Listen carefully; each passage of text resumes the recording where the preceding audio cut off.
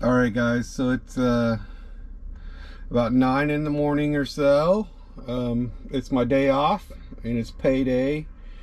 So we have some errands to run. Gonna clean the van because the van is getting pretty messy here. And yeah, we're just gonna show you what a normal day of my van life looks like. So yeah, let's do it.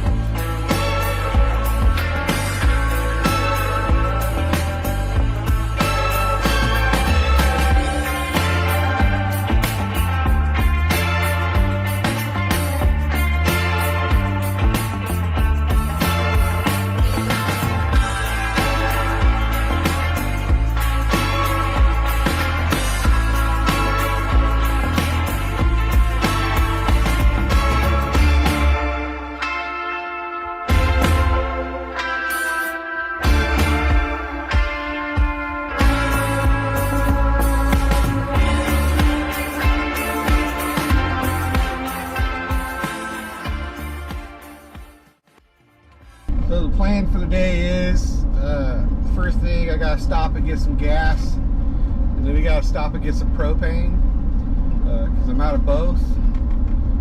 So that needs to happen first thing while I'm on this side of town. And then we're probably gonna stop and get some fast food, because I don't ever get any fast food.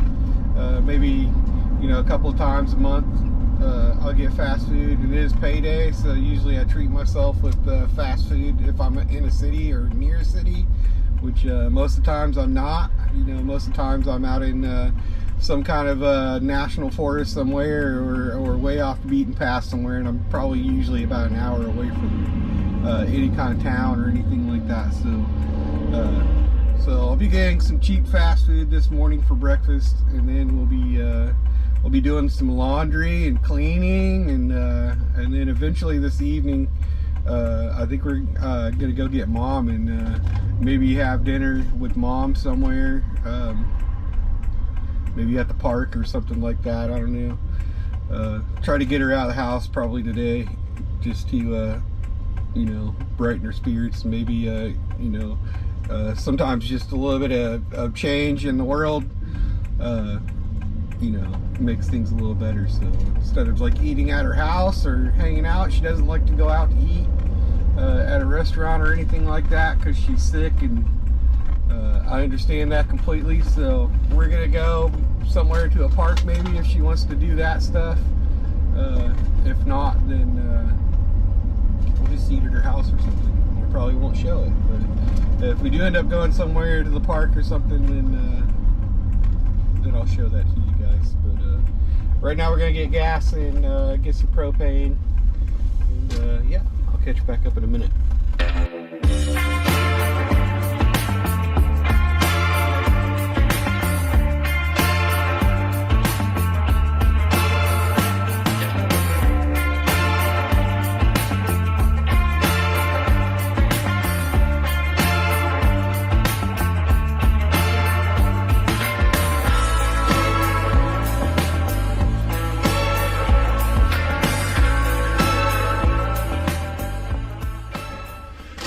Did stop and get some Wendy's. Got some potato wedges.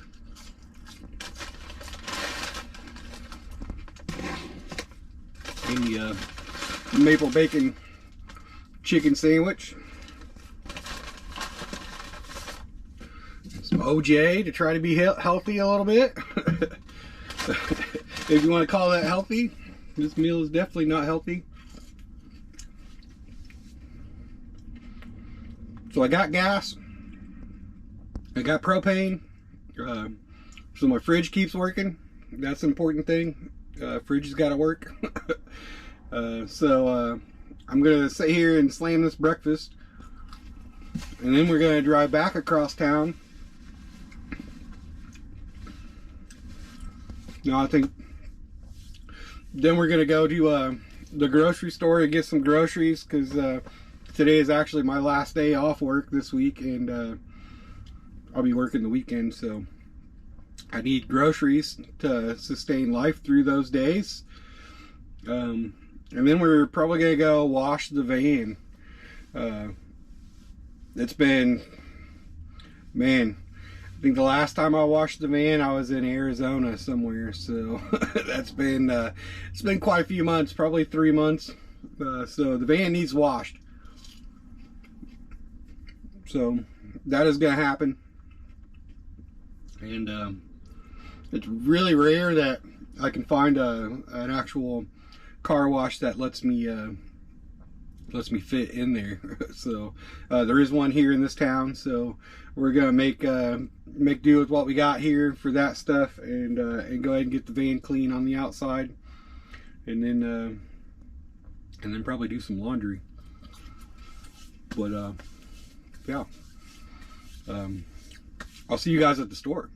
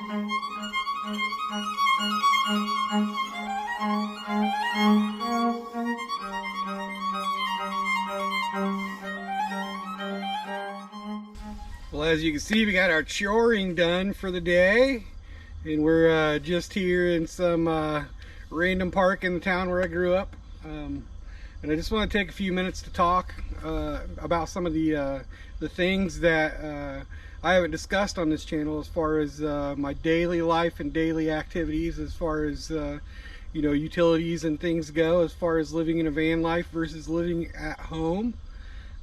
Things have changed since I moved out of my house and into the van. The things, you know, that you're normally used to, like you know, picking up some groceries on the way home, or stocking up on stuff in your house versus in a van. You know, things used to be easier for sure. Van life is a little harder, and I'll explain why.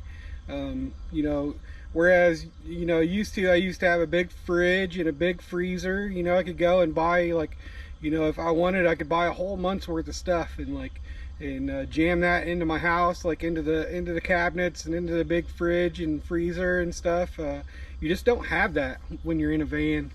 You know, I have normal things like a fridge and a freezer. You know, I even actually have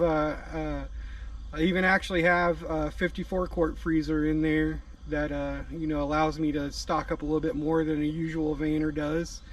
But as far as that goes, you know, it's a little harder living in a van and, you know, trying to do the normal things. You can only fit about a week's worth or 2 weeks worth of food, you know, in the van, in the cupboard, and in the fridge, you know, in normal vans. I get by with a little bit more than that just because I have that big freezer in there. So, you know, I could live easily, you know, for a month off of the stuff in the freezer if I need to. But as far as like getting fresh vegetables and fruits and things like that, that's like a weekly occurrence in a van. You can't let it sit around too much because you got to deal with like temperatures outside. So when it's really hot outside, I don't have an air conditioner I could run in the van full time unless I'm plugged up or have a generator running. So any fruits like bananas or anything like that are going to go bad in a faster amount of time than they would in your house, just because it's you know, on hot days when I'm working, the van is shut, it's going to get close to 100 degrees in there. You know, if it's in the 80s or 90s, it's going to be really hot in there, and it's going to ruin all that stuff. So you can only stock up a little bit at a time as far as that goes. Whereas in your house, like, you don't have to worry about things going bad like that. You know, you're in a climate controlled situation. Van is definitely not a climate controlled situation, so there's that. When you live in a house and you're paying for your utilities, you know, most of the times today you just go online and pay that stuff, and you don't even have to leave your house. Same thing with groceries. Now every town, even this small town that I'm from, you can order groceries through an app and have somebody bring them right to your house. You know, I'm sure there's certain situations where you could do that in cities. In a van, I hear Instacart will let you actually deliver to an actual location that you're at instead of an address. But as far as that goes, it's not a thing. So as far as my utilities go, like when my gas runs out in the van, I need gas. Like, and same thing with the propane. Like when the propane runs out, you got to go get propane. You know, during the summer, that's not really a big deal as far as propane goes, because you're not using it to heat the van. So if you're heating the van with the propane and you're cooking with it, you're gonna have to go and fill it up like maybe once a week, once every 2 weeks. Whereas, you know, in the summer when I'm not running the heater, I could fill that maybe once a month and once every month and a half, because I do run my fridge off that constantly. But as far as that goes, like cooking and the fridge is the only thing that I have to use for that. But also, you know, it is a little easier on your wallet because, you know, paying for propane for the van and the amount I use is way less than my gas bill at my house. Like my gas bill at my house was like anywhere from $100 to $200 a month, and the electric bill was around $200 a month. I don't have an electric bill in the van because I have solar. It charges with the sun, and it charges while I drive, so I don't have to pay that utility. You know, I basically already paid that when I bought all that stuff, so it's basically you know, paying for itself as I use it. So but you know, water and stuff, you know, that's a bigger pain in the butt. You know, you turn the water on in your house and you have water. You know, you pay your water bill, or if you're on a well, you just pull the water from the well and that's it. But as far as living in a van, I have to fill that, and then I have to drain the water I use somewhere, the gray water and the black tank. So, you know, that's a chore too. That's a every week or every 2 week chore, just depending on how much I use. So it's a pain in the butt. So basically what I'm getting at here is, you know, the utilities are less, the cost is less, but the work is more. You end up doing, you know, a lot more than you do in a house as far as that goes, but you know, it equals itself out with the cost of things. So if you're not in a town that's very RV friendly like the town I'm from, you either have to go and stay at a state park or pay you know, at a privately owned campground to dump your tanks. And here that's like $35 just to dump your tanks, and that's crazy. So I usually try to you know, go to a state park and stay and then dump my tank or something like that, so where, you know, it comes free and it's part of the payment that I'm making to stay at the state park. But as far as groceries and things like that go, you know, you can only buy a little at a time. You can't stock up. You can't go to Costco and buy, like, you know, 2 months worth of paper towels, because you have nowhere to put those 2 months worth of paper towels in a van. So it's a little bit more difficult. Now in the same aspect, you know, of owning your own home or having your own apartment, there's things that go wrong, things that break all the time. You know, currently my van is pretty much falling apart, and I'll show you what I mean here in a second. But you know, when it comes to living in a van for 3 years, I've almost been living in this van for 3 years, a lot of things have gone wrong in that instance. So let's take a look at some of the things that need to be fixed. Well, I'm being creeped on by an old man over here in a car, but we're gonna go ahead and do this anyways. I'll show you, you know, these panels here are the original panels to the van, and no matter what you do, you can't clean that. I can't clean it. You know, every time that it gets one drop of water on it, like if I have my van door open while it starts to rain, and it leaves these streaks. So those need to be painted and redone. Same thing with that door, you can see it's really bad. And I got a door here that fell off. I got the door in the van, so that needs to be fixed. And this is an older one. This is my water inlet right here to the RV for like city water. If you're at a campground, you can plug that in, and then you won't have to use your reserve tank. That's been broken since I was in Washington my first year. So almost the whole time I've had this van, that thing's been broken. And as you can see too, if you look real close at this pinstriping here, I mean, that's just that's coming off all the way around the van there. That's a bummer.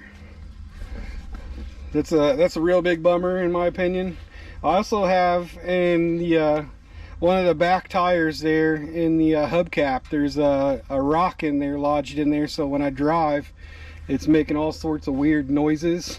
So I'm gonna have to take the whole wheel off and remedy that situation. As you can see, you know, some of the paint in here is coming off. This is just like where I rubbed sitting against the wall right there. Also, this thing right here fell off the other day and it broke in half. So this thing is actually broken. I'm not even really sure what to do about that. Turn on the light here. Also, in my bathroom, I was in here the other day. This is where my water outlet for my shower is. And the hose usually comes right off there. But as you can see, it just broke right off right there. So now I can't use my shower in the van until I replace this whole thing right here. So that's got to be replaced. As you can see, my floor is coming apart. This is some really cheap flooring. You can see all the way down. That's coming apart. And my headliner, this headliner, the glue on the headliner is just letting go, and I've actually got some tape in this situation here, trying to tape it back up, but it's coming down like everywhere. So The headliner in here needs to be redone at some point in time. And then last week, I know my fan is dirty, don't poke fun. But last week, this little mechanism right here broke in half, and that's to open the door to the vent fan here. And as soon as that broke in half, the fan motor stopped working as well. Luckily, they do sell parts to fix that, so I've got those on order. So we'll be fixing that at some point in time as well. That's just a few of the things that are going wrong with Chupacabra right now that are important, that I need to fix. So I don't know if you guys want to see me restore this. You know, some of the cabinets in there, some of the woodwork in there is really bad and needs to be redone as well. You know, I don't know, you know, if I'm going to get to all that this fall before I go to my new job and before I leave here, but having air move in the van is a really important thing to have. You know, all the rest of this stuff is cosmetic stuff except for the shower in there too. But some of that stuff needs to be, you know, taken care of as soon as possible. So I'm gonna order some stuff this week to start fixing some of that stuff, the flooring and stuff like that. I plan on just taking the flooring out, and then we're gonna use some deck paint to paint the floor to seal it. And then at some point in time, we're actually going to put some life-proof flooring down in there. Probably going to go with some gray life-proof flooring, just because it's waterproof and it's kind of one of the best flooring things you can get. And you know, it doesn't take very much to do a floor in there. It's probably going to take maybe a box, you know, of flooring to do. So we're going to tackle that at some point. But you know, after you live in an RV or a van for, you know, coming up on 3 years, things just start to go wrong. You know, you're using it constantly. You know, it's not like I'm only going on vacation once or twice a year in this thing. I live in it every day. So it needs to be, these things need to be addressed and need to be functional and fixed so I can use them and live a more comfortable life inside Chupacabra there. But you know, that's part of home maintenance, you know, and it's also, you know, part of my day-to-day life in that van is trying to be as comfortable and have everything work that should work in the van. So yeah, it's just a little bit more difficult to deal with because you're in a smaller space. So you know, in that small space, you're touching and using all those things more than you would in a house, you know, so the wear and tear happens a little quicker inside of a van, inside of an RV, faster than it would in your normal house, I'm sure, just because, you know, it is a moving home. So, and I put Chupacabra through a lot of stuff over the years, you know. If you've seen my other videos, you know, I've drove this thing through the slot canyons in Anza Borrego. I've slept on beaches, you know, I've been on in the desert on Superstition Mountains, driving around camping on top of the mountain there, way in the, you know, in the back roads and the off-road areas. So you know that I put Chupacabra through its paces for sure. And not only that, but you know, I've put close to 30,000 miles on this van traveling in the last you know, 2.5, 3 years. So it is gonna have some wear and tear just on the outside of her too, you know. The whole pinstriping issue, that needs to go away. We're gonna work on that and make that go away too. And the trim, you know, the trim that's along the bottom there, like the running boards, those are like grayish. At some point eventually we're either going to take those off and paint them, or we're going to take them off and leave them off. But most likely I'm probably going to take them off and I'm going to rhino line it black, and then eventually maybe we'll do something to the top of the van there. But we're definitely going to take all the pinstriping off of it in the near future. That's one of the things I'm going to order this week, is a 3M eraser wheel, so that way we can get all that crap off of there, off the van itself and off the top. You know, and that's going to be in some upcoming videos. You know, I'm going to show some of the rework that I'm doing inside the van there, but it's really important to me at this stage that I fix some stuff. My van is falling apart, y'all. It's it's showing some definite age and wear and tear for the amount of time that I've lived in it. So we definitely need to do some stuff about that here in the coming weeks. So if you want to see that stuff, stick around. We're gonna do a little bit of rejuvenating in the Chupacabra there. So.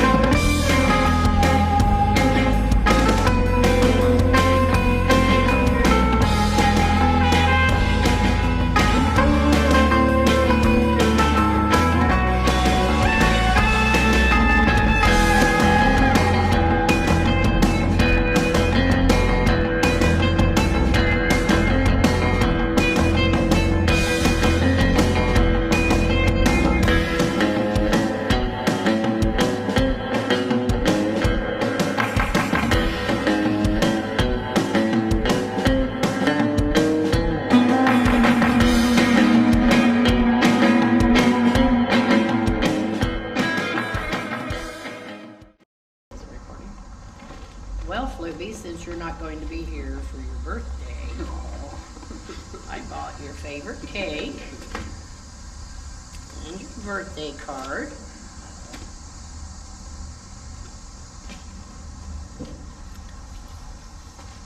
Sorry I didn't make it myself. I'm kind of lazy.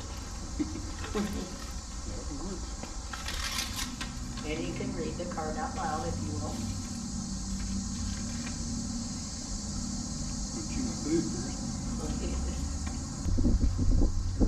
Card says, because of you, the world is better, brighter, and a more wonderful place. Wishing you the best of everything, all the happiness you deserve. Happy birthday. And she wrote, son, no matter when life, or no matter where life takes you, remember how much you mean to me, how much I get excited for you, and how close I hold you in my heart. Happy birthday, love you, Mama. Safe travels, fucker. I thought you'd get a kick out of that. Very much.